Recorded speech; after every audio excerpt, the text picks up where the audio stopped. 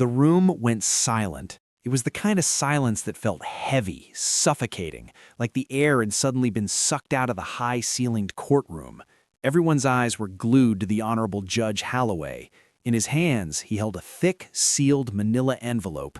The wax seal on the back was old, cracked, and stamped with a crest that Richard Vance, my father-in-law, recognized instantly. Richard shifted in his expensive Italian suit, a bead of sweat finally breaking his composed, arrogant facade. Beside him, my soon-to-be ex-wife, Elena, smirked at me. She whispered loud enough for the stenographer to hear, "It's over, Mark. Just sign the papers and go back to being a nobody."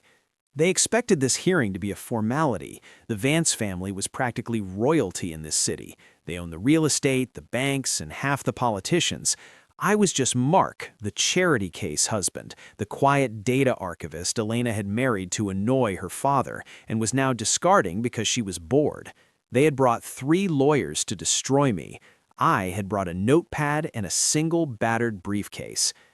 "Mr. Vance," Judge Holloway said, his voice booming without a microphone, "you filed a motion to dismiss the defendant's claim to the marital assets, stating that the prenuptial agreement bars him from any share of the Vance family trust." "That is correct, Your Honor," Richard's lawyer interjected smoothly. "Mark is a gold digger. He contributed nothing to the empire. The prenup is ironclad." I sat perfectly still. My hands were folded on the table. I didn't look at Elena. I looked at the envelope. "Usually I would agree," the judge continued, peeling the edge of the envelope.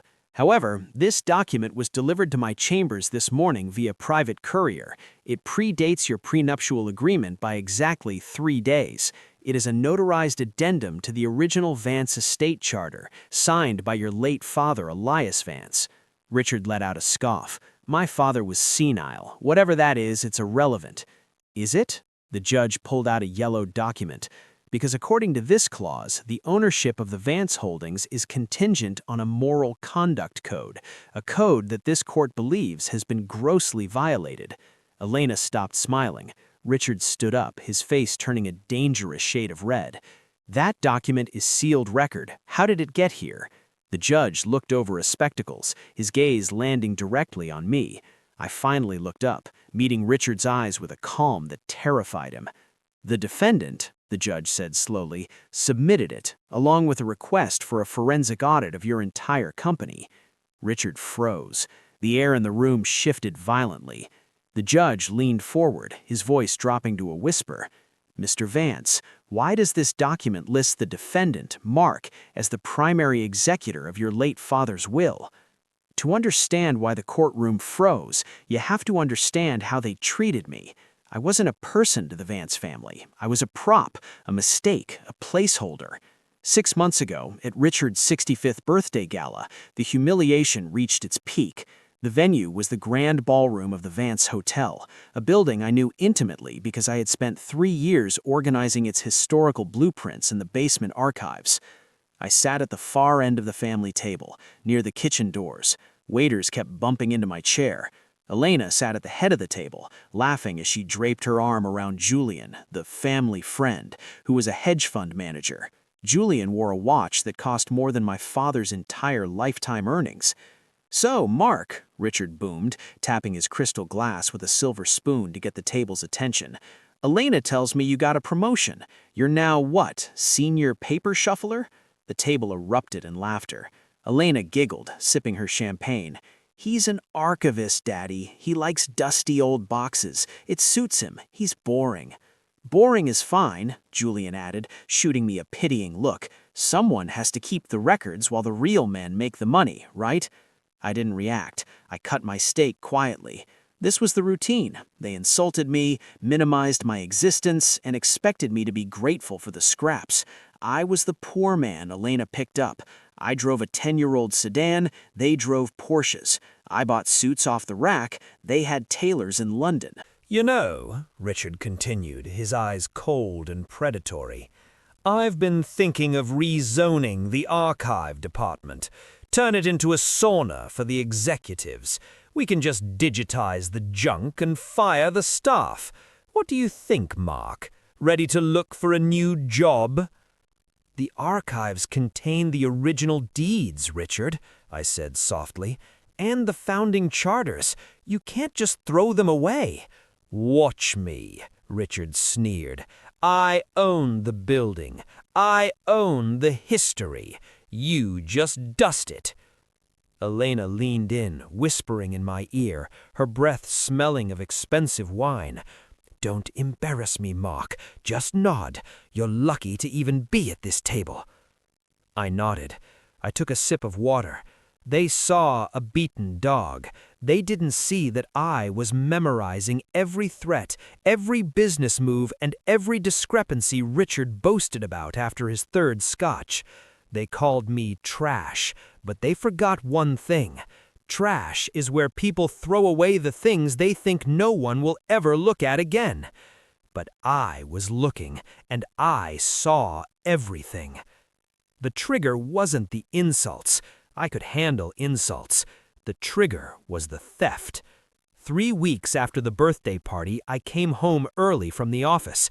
I had forgotten my ID badge, ironic for an archivist, and had to double back.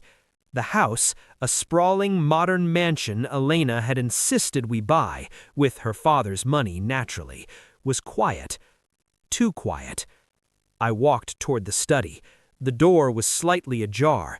I heard Richard's voice. He wasn't on the phone. He was in the room. "It's done, Elena. The transfer is complete. We moved the assets from the subsidiary into the offshore shell company. The IRS won't see a dime." "And what about Mark?" Elena's voice was sharp, impatient. "If we divorce now, he gets half of the marital assets. That includes the appreciation on this house." "Don't worry," Richard laughed. It was a dry, cruel sound. "Julian fixed the books. We backdated the loss reports. On paper, this marriage is bankrupt. Mark will walk away with debt, not profit. We'll pin the failed investments on his name. He signed those joint tax returns without reading them, remember?" I froze in the hallway. My hand hovered over the door handle. They weren't just leaving me. They were framing me. They planned to saddle me with millions in fabricated debt to cover their own embezzlement. "God, he's so stupid," Elena sighed. "He trusts me. He thinks I'm working late with Julian. Meanwhile, Julian is liquidating his 401k access as we speak." "When do we tell him?" Richard asked. "Tonight. I'll kick him out, tell him I'm in love with Julian. By the time he hires a lawyer, his credit score will be 0, and the police will be investigating him for fraud." My heart hammered against my ribs like a trapped bird. Everything I had worked for, my clean record, my small savings, my reputation, was about to be incinerated by people who had everything and still wanted more. I stepped back silently. The floorboards didn't creak. I knew which ones to avoid. I had fixed them myself because Richard was too cheap to hire a contractor for Mark's house. I didn't burst in. I didn't scream. I went to the basement. I opened the hidden safe behind the boiler, the one only I knew the combination to, and took out the flash drive. The fall was fast and brutal, exactly as they had planned. 2 hours later, I was sitting on the curb outside the mansion. It was raining. 2 police cruisers were parked in the driveway. Elena stood on the porch, wrapped in a cashmere shawl, Julian standing protectively behind her. "He threatened me," Elena sobbed to the officers, her acting pitch perfect.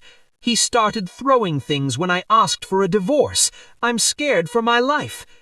The officer, a burly man who clearly knew who the Vances were, shoved me toward the sidewalk. "You need to leave the premises, sir, now." "This is my house," I said calmly. "My name is on the deed." "Not anymore," the officer said, handing me a restraining order. "Judge signed this an hour ago. Emergency order. You're barred from coming within 500 feet of Miss Vance or the property." I looked at Elena. She wasn't crying anymore. She gave me a tiny, triumphant wave. I checked my phone. A notification popped up from my bank. account frozen, suspicious activity. Another email from HR, administrative leave pending investigation into financial irregularities. They had nuked my life in 60 minutes. I had no home, no money, and no job. I stood in the rain, clutching my wet duffel bag. Passers-by looked at me with pity or disgust.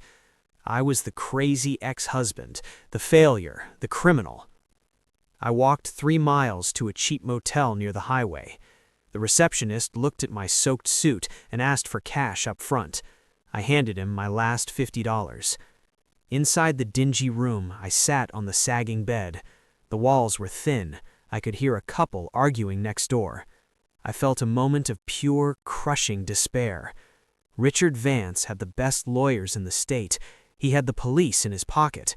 I was one man against an empire. But then I remembered the archives. I remembered the boxes Richard called junk. I remembered the documents I had scanned, the inconsistencies I had flagged but never reported, the secret history of the Vance fortune that only I had bothered to read. I wasn't powerless. I was the keeper of their secrets. I opened my laptop, inserted the flash drive, and dialed a number I hadn't used in years. The deposition room was cold and sterile. 3 weeks had passed since the night in the rain. I was staying on a friend's couch, but I walked into the law firm of Vance, Sterling and Partners wearing a freshly pressed suit. Richard sat across the massive mahogany table, looking bored. Elena was checking her nails. Their lead attorney, Mr. Sterling, slid a stack of papers toward me. "This is a settlement offer, Mark," Sterling said condescendingly. "Mr. Vance is generous. If you sign this admitting to the financial mismanagement of the household funds, they won't press criminal charges. You walk away with nothing, but you stay out of jail." Elena didn't even look up. "Just sign it, Mark. Don't try to be smart." I picked up the document. I didn't read the first page. I flipped to page 42, paragraph 7.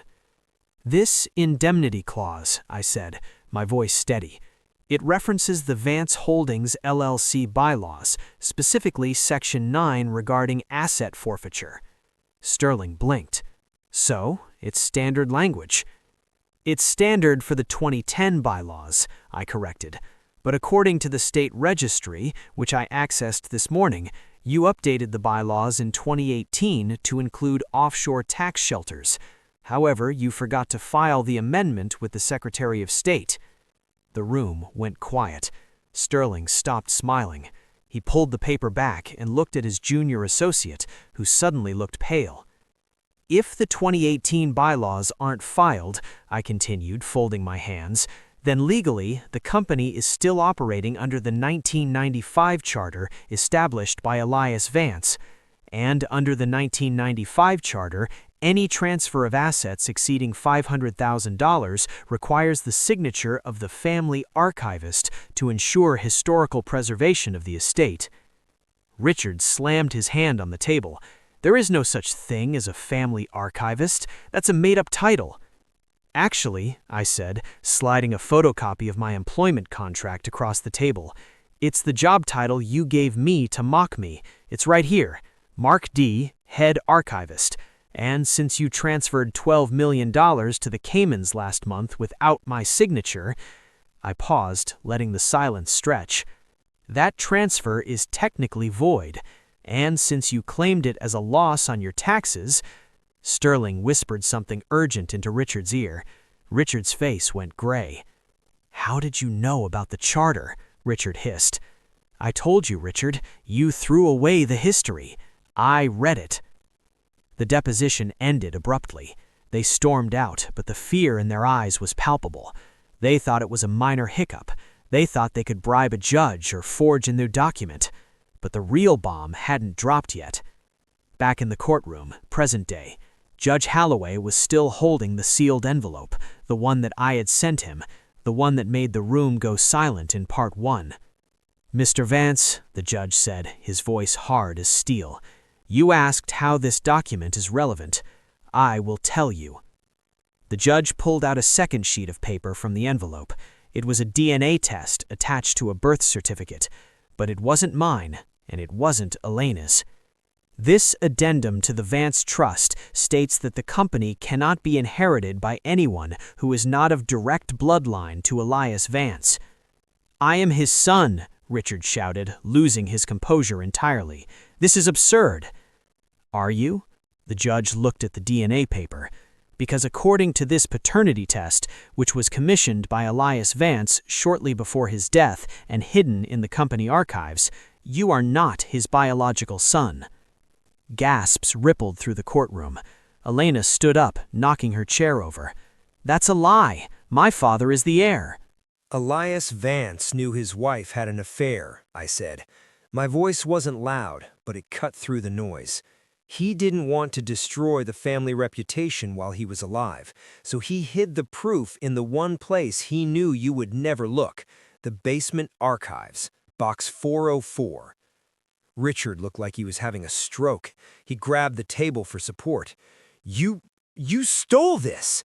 I preserved it, I corrected, as was my job.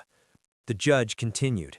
The trust states that in the event of no biological heir, the estate reverts to the caretaker of the legacy until a suitable charity is found.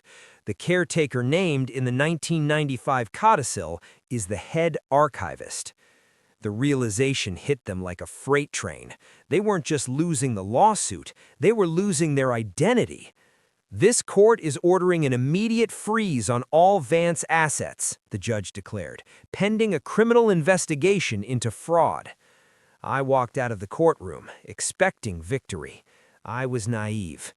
Richard Vance wasn't a man who accepted defeat. He was a man who burned the world down rather than let someone else rule it. That night, my temporary apartment was raided. I woke up to the sound of a battering ram. Police, different officers this time, SWAT gear, swarmed the room. Get on the ground, now. They didn't give me time to speak. Handcuffs bit into my wrists. They dragged me out into the street. The neighbors were watching. Mark Daniels, you are under arrest for corporate espionage, forgery, and the theft of trade secrets, the detective barked. At the station, they threw me into an interrogation room. No lawyer, just a cold metal table and a mirror. Richard walked in. He wasn't in cuffs. He was smiling. The police detective stood by the door, arms crossed. It was a setup, a blatant, dirty setup. You really thought a piece of paper would stop me? Richard whispered, leaning close. I own this town, Mark. That judge, we'll replace him. That DNA test, it's already been destroyed. The archives burned down an hour ago. Electrical fire. Such a tragedy. My blood ran cold. The evidence, all the physical proof was in the basement of the Vance building. We planted the stolen hard drives in your apartment, Richard gloated. By tomorrow, the news will report that a disgruntled ex-employee tried to blackmail the Vance family with forged documents. You're going to prison for 20 years, Mark. He tapped the table. Sign the confession. Admit you faked the DNA test, and maybe I'll let you out in 5 years. I looked at the two-way mirror. I knew the camera was rolling, but the recording would likely disappear too. I was trapped. The evidence was ash. The police were bought. You burned the building? I asked quietly. Just the basement, Richard shrugged. Sacrifices must be made. He thought he had won. He thought I was just an archivist who kept paper records. He forgot that I was also a data analyst. I was hoping you'd say that, I said, looking directly into the camera lens. What did you say? Richard frowned. I said I was hoping you'd confess to the arson. I reached into my pocket. The detective lunged forward. Hey, hands on the table! It's just a phone, I said calmly, pulling out a cheap burner phone, and it's currently on a live stream. Richard's face went pale. I knew you controlled the local police, so I didn't rely on them. This interrogation is being streamed directly to the cloud, and the link was automatically sent to the FBI Cybercrimes Division the moment my heart rate spiked above 120 beats per minute. My smartwatch triggered it when you kicked down my door. Richard lunged for the phone. Turn it off! It's too late, I said. And about the archives, I digitized everything 3 years ago. The physical papers were just symbolic. The real evidence, the scanned DNA test, the original will, the emails where you discussed laundering money with Julian, it's all on a blockchain server. You can't burn the internet, Richard. The door to the interrogation room slammed open, but it wasn't the corrupt detectives' friends. It was a team of federal agents. "Richard Vance," a stern woman in a windbreaker shouted, "step away from the suspect. You are under arrest for arson, insurance fraud, and federal racketeering." Richard backed against the wall. "No, no, I am a Vance. You work for me." "Not anymore," the agent said, slapping the cuffs on him. I stood up. The corrupt detective looked terrified, slowly backing out of the room. Elena was brought in a moment later, crying, her makeup running. Julian was right behind her, looking like he was about to vomit. "Mark!" Elena screamed as they dragged her past the open door. "Mark, tell them! We're married! You can't let them take me!" I walked to the doorway. I looked at her, the woman who had called me trash, who had cheated on me, who had tried to destroy me. "I'm sorry," I said, my voice flat. "I don't recognize you.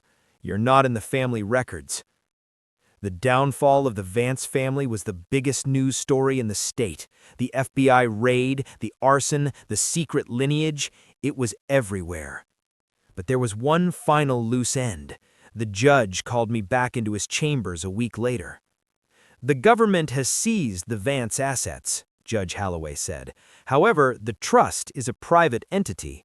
Since Richard and Elena are disqualified due to criminal conduct and lack of bloodline, we have a unique situation." "The charity clause kicks in," I said. "The money goes to orphans or a hospital." "Usually, yes," the judge smiled, "but my clerks found something interesting in those digital files you uploaded. A letter from Elias Vance. It was encrypted." He handed me a printout. It was a letter addressed to the future husband of my granddaughter. I read it. "If you are reading this, it means my son Richard has ruined the family name. I always knew he was greedy. I always knew Elena was spoiled. I feared they would destroy the legacy I built. So I added a white knight clause to the holding company." I looked up at the judge. "What does that mean?" "It means," the judge said, "that Elias Vance didn't trust his own family. He set up the company structure so that if the direct heirs were proven to be criminally negligent, the ownership doesn't dissolve. It transfers 100% to the person who exposed the corruption." I stared at the paper. The old man, dead for 20 years, had set a trap for his own son. He knew eventually someone with integrity would stand up to them. "You don't just manage the archives anymore, Mark. You own the building. You own the hotels. You own the bank accounts. All of it." I walked out of the courthouse. The sun was shining. The Vance empire was gone. Now, it was mine. 6 months later, I sat in the CEO's office, my office. The decor was different. The pretentious gold statues were gone. The walls were lined with framed blueprints and historical photos of the city. My assistant buzzed in. "Sir, there's a visitor in the lobby. She says she knows you."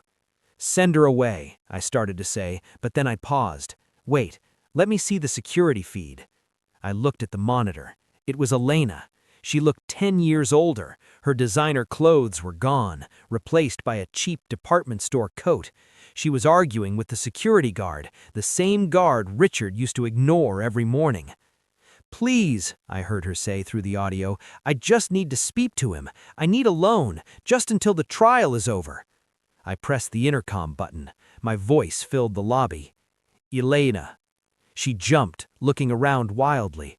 "Mark? Mark, please? Daddy is in prison. They took everything. I have nowhere to go. We were married. Doesn't that mean anything?" "I know exactly who you are," I said calmly. "You called me trash, remember? You said I was replaceable." "I was wrong. I'm sorry," she sobbed. "You're not sorry you did it. You're sorry you lost." I looked at the security guard on the screen. "Frank, escort her out, and if she comes back, call the police." "Yes, Mr. Daniels," Frank said, a genuine smile on his face. I watched as she was led away, screaming at the glass doors. I turned off the monitor. I swiveled my chair around to look at the city skyline. It was peaceful. They had underestimated the quiet man. They thought power came from shouting and bullying. They didn't know that real power comes from knowing the truth, keeping the receipts, and waiting for the right moment to strike. Karma doesn't forget, and neither do I.